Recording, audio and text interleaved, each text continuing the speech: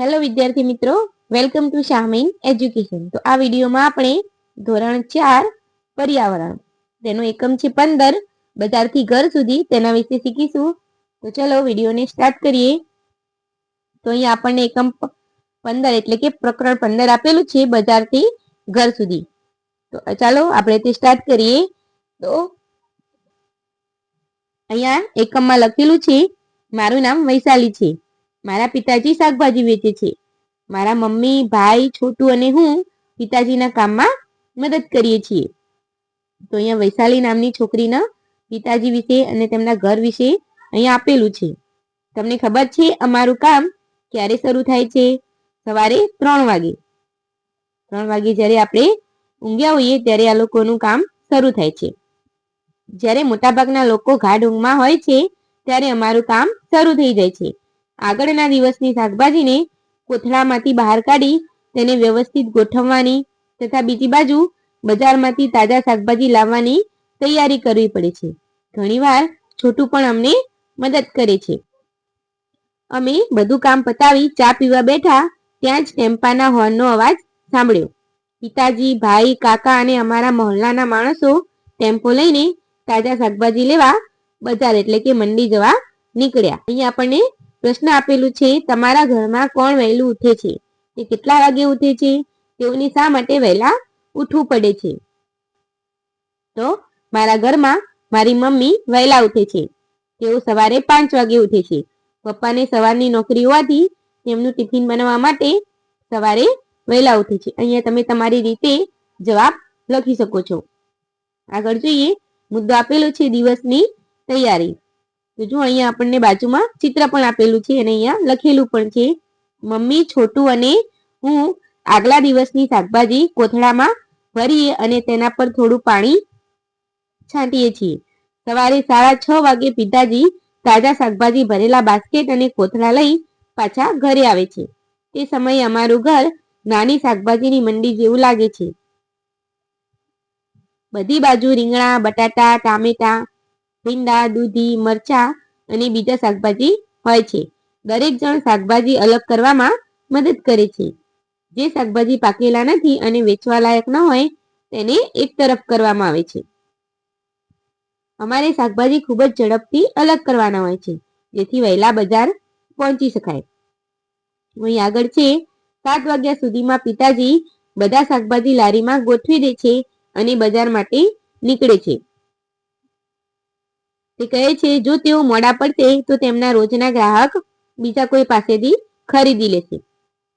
જેવા પિતાજી જાય હું જલ્દી તૈયાર થઈ જાઉં છું કેમ કે મારે 7:30 વાગે શાળાએ પહોંચવાનું હોય છે. અહીં આગળનો મુદ્દો છે, બજારમાં. છોટું સવારે શાળાએ જાય છે. તે 10 વાગે પિતાજી અને ભાઈ માટે જમવાનું લઈ બજારમાં જાય છે. શાળામાં જવાનો સમય થાય ત્યાં સુધી તે લારી પર રહે છે. ઘણી વખત તે શાળામાંથી પિતાજીને મદદ કરવા જાય છે. પિતાજી આગલા દિવસના શાકભાજી પહેલા વેચવા પ્રયત્ન કરે છે. અહીં આગળ આપેલું છે, વિચારો અને કહો. તો અહીંયા આપણને થોડા પ્રશ્ન પૂછવામાં આપ્યા છે. બાપુજી પહેલા આગલા દિવસની શાકભાજી વેચે છે. તે કેમ આવું કરે છે? વિચારો. તો આગલા દિવસની શાકભાજી વધુ સમય માટે પડી રહે તો તે બગડી જાય છે. તેથી બાપુજી પહેલા આગલા દિવસની શાકભાજી વેચે છે. બીજો પ્રશ્ન છે, તમે સુકાયેલા અથવા સડેલા શાકભાજી જોયા છે? ક્યાં? તો હા, હું મારી મમ્મી સાથે બજારમાં શાકભાજી લેવા ગઈ હતી. ત્યાં બાજુમાં ઢગલામાં મેં સુકાયેલા અને સડેલા શાકભાજી જોયા હતા. આગળનો પ્રશ્ન છે, શાકભાજી સડી ગયા છે એ તમને કેવી રીતે ખબર પડે? તો શાકભાજી સડી જાય એટલે તેમાંથી દુર્ગંધ આવે છે. અમુક શાકભાજીમાં તો કીડા પણ પડી જાય છે અને અમુક શાકભાજી કાળી પડી જાય છે. તો આ રીતે આપણને ખબર પડી જાય કે શાકભાજી સડી ગયા છે. આગળ છે, આગલા દિવસની શાકભાજી જેમ વેચાઈ જાય તેમ ભાઈ તાજી શાકભાજી કોથળામાંથી કાઢી લારીમાં મૂકે છે. તે શાકભાજી ઉપર પાણીનો છંટકાવ કરી રાખે છે જેથી તે સુકાઈ ન જાય, ખાસ કરીને ઉનાળામાં. બાપુજી અને ભાઈ રાત્રે 10 વાગ્યાની આસપાસ ઘરે પાછા ફરે છે. ત્યાં સુધી છોટું અને હું સૂઈ જઈએ છીએ.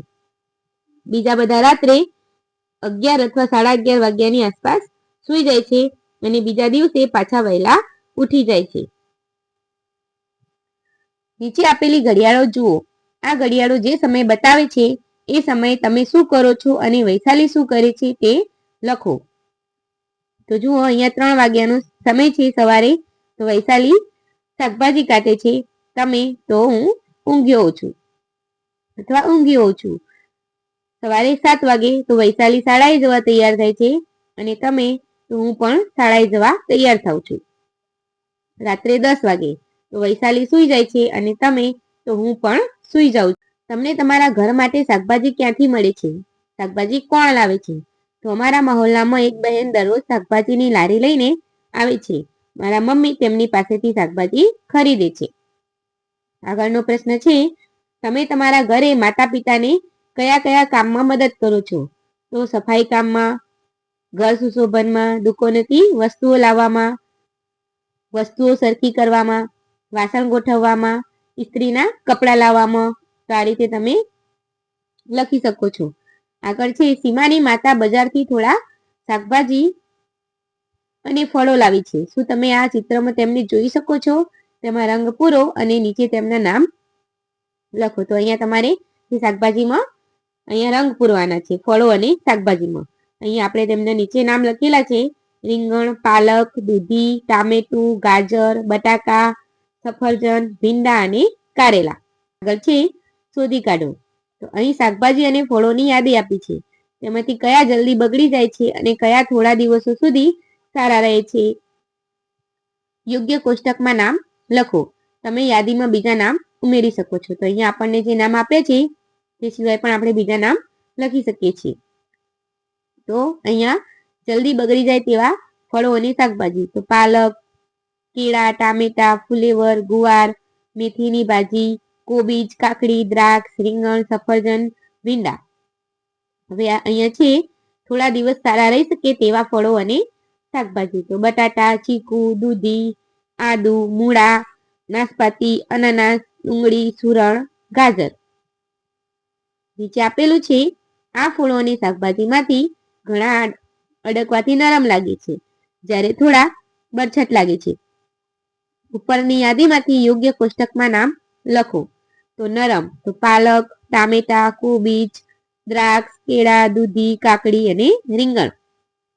બરછટ, તો બટાટા, ચીકુ, ડુંગળી, ફુલેવર, નાશપાતી, અનાનસ, આદુ અને સુરણ. અહીંયા આગળ આપેલું છે, તમારા વિસ્તારમાં શાકભાજી વેચનાર સાથે વાત કરો. નીચેના પ્રશ્નો પૂછો અને નોટબુકમાં લખો. તેમનું નામ શું છે? તેમના કુટુંબમાં કેટલા લોકો છે? તો તેમનું નામ જજુબહેન છે. તેમના કુટુંબમાં 5 લોકો છે. તેમના ઘરે કેટલા બાળકો છે? તેમના નામ શું છે? તો તેમના ઘરે 3 બાળકો છે. તેમના નામ નીતા, રમીલા અને સુરેશ છે. શાકભાજી વેચવાના કામમાં કોણ મદદ કરે છે? તો જજુબહેનના પતિ અને તેમનો પુત્ર. આગળનો પ્રશ્ન છે, કોણ શાકભાજીની લારી પર રહે છે અથવા દુકાનમાં બેસે છે? તો જજુબહેન શાકભાજીની લારી પર રહે છે અને તેમના પતિ દુકાનમાં બેસે છે. આગળ છે, તેઓ કયા શાકભાજી વેચે છે? કેટલા વાગે કામ શરૂ કરે છે? તો તેઓ બટાટા, રીંગણ, ટામેટા, દૂધી, વટાણા, કોબીજ, ડુંગળી વગેરે શાકભાજી વેચે છે. તેઓ સવારે 8 વાગે કામ શરૂ કરે છે. હવે અહીંયા આગળ આપેલું છે, તેઓ વેચતા હોય તેવા 3 શાકભાજી વિશે પૂછો. અહીંયા આપણને કોષ્ટકમાં વિગતો લખવાની છે. તો અહીંયા શાકભાજીનું નામ, શાકભાજીની કિંમત, તે ક્યાંથી લાવવામાં આવે છે, એક વખત તેઓ કેટલા શાકભાજી ખરીદે છે, આ શાકભાજી સામાન્ય રીતે કયા મહિનામાં આવે છે, દરરોજ કેટલા કિલો વેચવામાં આવે છે. તો આ બધી વિગતો આપણે અહીંયા 3 શાકભાજી વિશેની લખવાની છે. તો પહેલા આપણે લઈએ બટાટા. તો કિંમત 20 રૂપિયા. ક્યાંથી લાવવામાં આવે છે? બજારમાંથી. એક વખતમાં કેટલા શાકભાજી ખરીદે છે? તો 70 કિલો. કયા મહિનામાં આવે છે? તો ફેબ્રુઆરી, માર્ચ. દરરોજ કેટલા કિલો વેચવામાં આવે છે? તો 50 કિલો. આગળ છે શાકભાજી 2, રીંગણ. કિંમત 30 રૂપિયા. ક્યાંથી લાવે છે? બજારમાંથી, એટલે કે મંડીમાંથી. એક વખતમાં કેટલા શાકભાજી ખરીદે છે? 50 કિલો. કયા મહિનામાં આવે છે? જાન્યુઆરી, ફેબ્રુઆરી. અને દરરોજ કેટલા કિલો વેચવામાં આવે છે? તો 40 કિલો. શાકભાજી 3. ટામેટા.